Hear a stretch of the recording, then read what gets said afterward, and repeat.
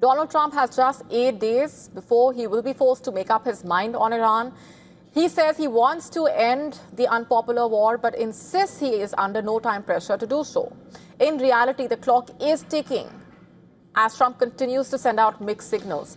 Under the 1973 War Powers Resolution, a U.S. president can only wage war without congressional approval for 60 days. That deadline expires on May 1.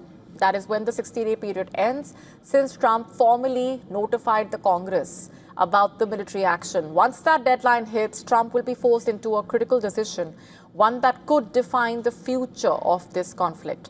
Trump has 4 options: seek approval from the Congress to continue the war, begin withdrawing U.S. forces, find a temporary legal workaround to extend the operations, or simply just defy the law.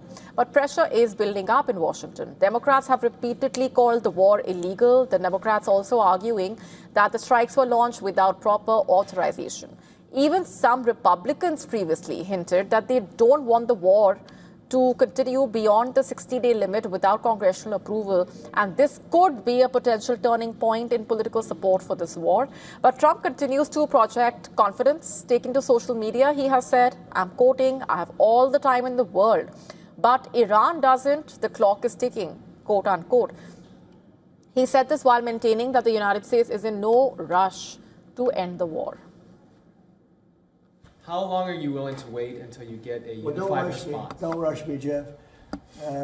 Guys like you want to say, oh, so we were in Vietnam like for 18 years. We were in Iraq for many, many years. We're in for all the, I don't like to say World War II because that was a biggie, but we were 4.5, almost 5 years in World War II. We were in the Korean War for 7 years. I've been doing this for 6 weeks.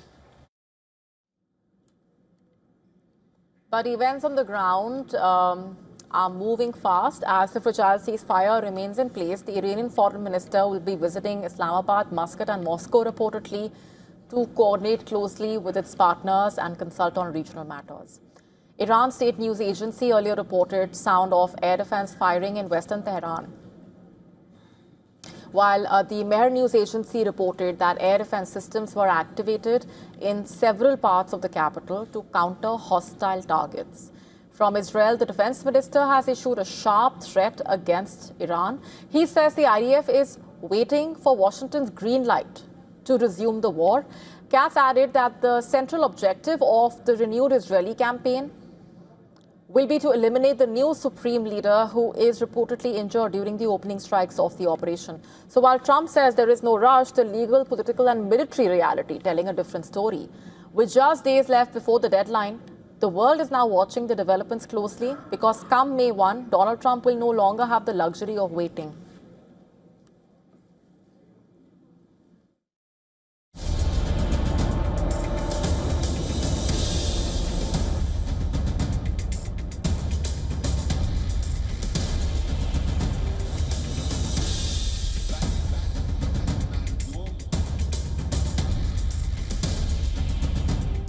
To stay up to speed with the latest news, download the WION app and subscribe to our YouTube channel.